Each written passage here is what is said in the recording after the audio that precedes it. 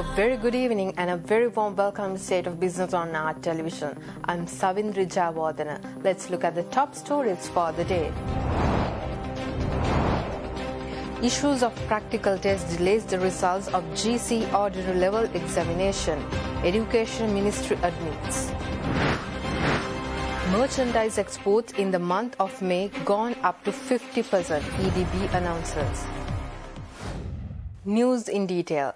Education Minister Professor G.L. Piri says that the ministry is making every possible effort to release the GCE ordinary level examination results soon. However, at the same time, he added that they are struggling with difficulties on conducting the practical tests of the students who did the aesthetic subjects.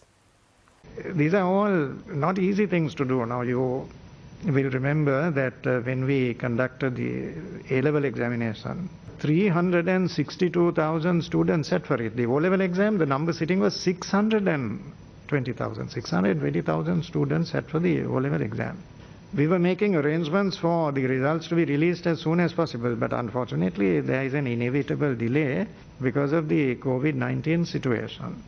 But we are very conscious of the need to have these results released as early as possible in order to ensure that there is no interruption from O-level to A-level and then from the A-level for students to enter the universities. In fact, a lot of effort had been expended on compressing the O-level, A-level period into a shorter period, and we have now come up with a scheme that would enable about 8 months to be saved, which means that students will be able to enter the universities, get their degrees and start life much earlier.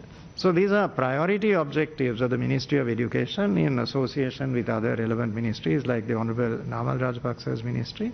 So taking into account the inevitable problems arising from COVID-19, we will make every effort to have the results released as early as possible. There are special difficulties regarding the practical examinations. In the meantime, Export Development Board today announced that the country's merchandise exports in May stood with a remarkable figure. EDB, quoting the data from the Sri Lanka Customs, said that merchandise exports in May this year has gone up to 50% compared to the same period previous year.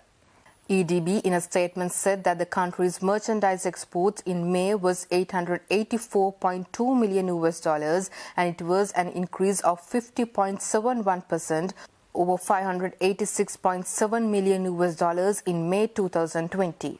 Further, country's merchandise exports in January to May 2021 was $4,583.56 million and it was an increase of 32.61% over $3,456.32 million in January to May 2020. The statement by the EDB further said that in May 2021, all the products recorded a positive growth except vegetables and other export crops. A strong export growth was recorded for almost all products during the period of January to May 2021 except petroleum products, vegetables and other export crops. Exports of rubber-based products, coconut products and spices and concentrates recorded the highest export value thus far. The exports by the apparel sector were valued at $370.87 million and reported an increase of 69.48% in the month of May. Tea exports recorded value of $109.23 million, which constitutes 11.5% of total merchandise exports, remain as the value recorded in May 2020. The export value on rubber-based products stood as $91.18 million and the increase was recorded as 78.12%. The export of coconut-related products had earned $66.71 million with an increase of almost 30%. The 24th International Economic Forum was held recently in St. Petersburg in Russian Federation, and Sri Lanka was represented by Industries Minister Wimal Weerawansa and State Minister Ajit Niwat Kabral. The 24th International Economic Forum has provided a platform to discuss the most pressing issues facing both the Russian Federation as well as global economies. The event was attended by leading government figures, senior executives from major corporations and financial institutions, renowned experts and pioneering entrepreneurs. All the sessions emphasized the importance of having an open and constructive dialogue, particularly during the current pandemic situation. The Sri Lankan delegation also visited the exhibition area of the forum, which presented pavilions by over 100 Russian companies, and had the opportunity to interact with them and discuss on possibilities for future collaborations. During the forum, 2 ministers and the Sri Lankan ambassador to the Russian Federation, Professor M.D. Lamavansha, participated in the panel discussion, which was attended by President of the Russian Federation, Vladimir Putin. During his speech, the President emphasized the importance of establishing equal constructive partnerships between members of the global community and expanding business ties on a number of levels to effectively tackle today's critical global challenges and achieving sustainable development. Besides the forum, Sri Lankan delegation also had fruitful discussions with successful entrepreneurs based in St. Petersburg and Moscow on trade and investment opportunities available in Sri Lanka for Russian companies. Stay tuned for more news right after this break.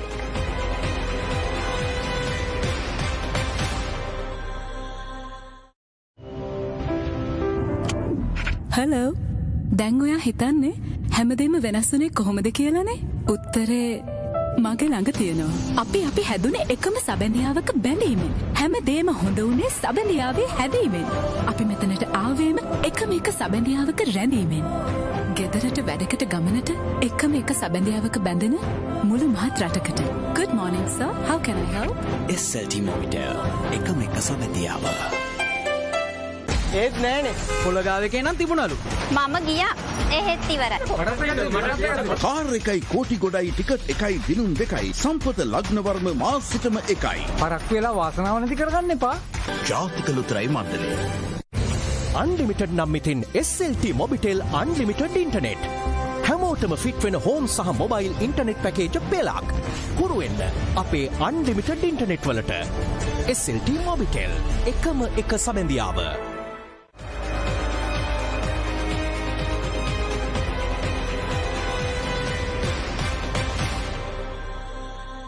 Welcome back after the break. The Securities and Exchange Commission of Sri Lanka and the Colombo Stock Exchange have announced the introduction of a delivery reverse payment system for stock market transactions from next month. Accordingly, SEC has granted the necessary regulatory approvals for the amendments to the CDS rules, ATS rules, listing rules and stockbroker rules of the SC to facilitate the implementation of the DVP settlement mechanism and enhanced margining model. Why DVP? Why a delivery versus payment system? There are some very good reasons why we want to move to what we call delivery versus payment system. One is that this will lower the overall settlement risk in the market. It will reduce the asset commitment risk. Secondly, we are bringing best practices into the way we operate the market. And thirdly, this will be one of the important steps that we take to facilitate new products. Now, I know we have been talking a lot and wanting new products, for example, financial derivatives, etc. If we are to do that, we need to first get the basic infrastructure in place, and these are first step. We need to do DVP. With DVP, that will allow us to go into a central counterparty guarantee system, which will allow us in turn, for example, to go for products like financial derivatives and even certain other products. So there are some very good reasons why we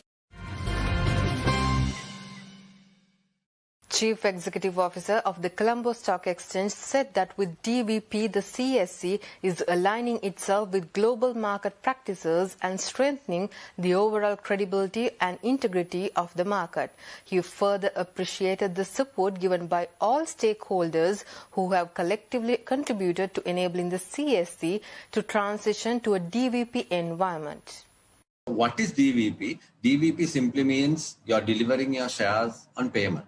Now, currently, I'll very briefly explain this and we'll get to a little more detail as we go on the questions.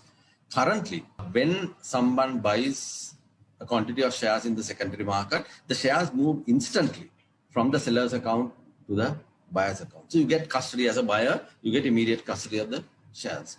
But as a seller, you get paid 3 days later. So there is some form of risk associated with the seller parting with the shares because you are going to get paid 3 days later and there's really no guarantee for that cover. Although we have put in place a lot of mechanisms to ensure that there are no failures. And I think as a market, we have an excellent record of 35 years without a single settlement failure. But this is not a good system. We need to have a more robust, globally accepted practice of settling securities, and DVP is the norm and it's practiced globally elsewhere.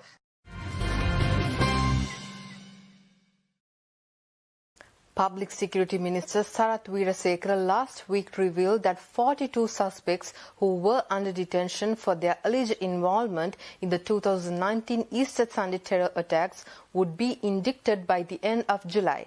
Speaking to the media personnel virtually, Minister Weerasekara said that they are working for a watertight case against the suspects and don't want even a minor loophole on the part of the prosecution. We don't solely go by the presidential report. Presidential report is one of the sources that we are going to get our attention. But only thing we on our own have studied different organizations which have propagated the extremist ideology. You know, this IS is an ideology and LTT is an organization. So this ideology, if somebody propagate that ideology and if they propagate and if they sort of take their way of education to the small children and if you propagate extremism, then we are going to ban such organization and they can always request for a review and we will definitely review our decision. But only thing as it is, we have banned all the organization where we have got very confirmed information which we have confirmed through various other sources of they were up to mischief and they were propagating extremism ideas among the people that they were dealing with. Stay tuned for more news right after this break.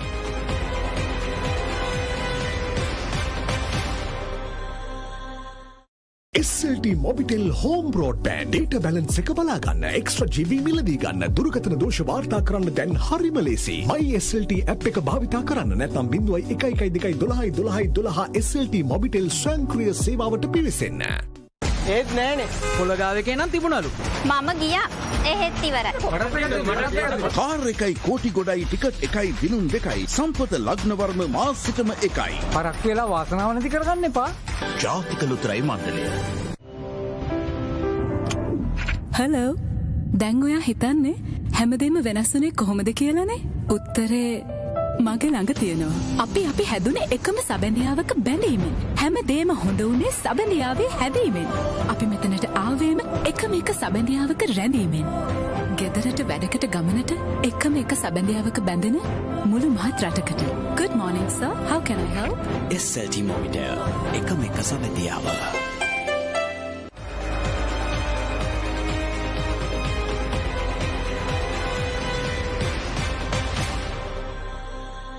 Welcome back after the break.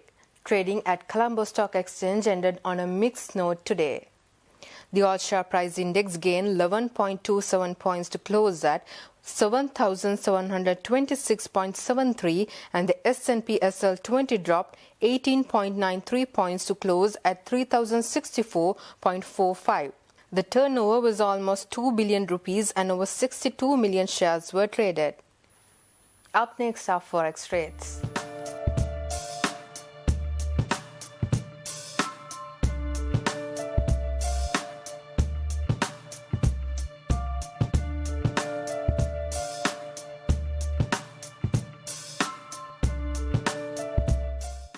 And that's all news for today. See you tomorrow with State of Business at the usual time. Until then, take care and good night.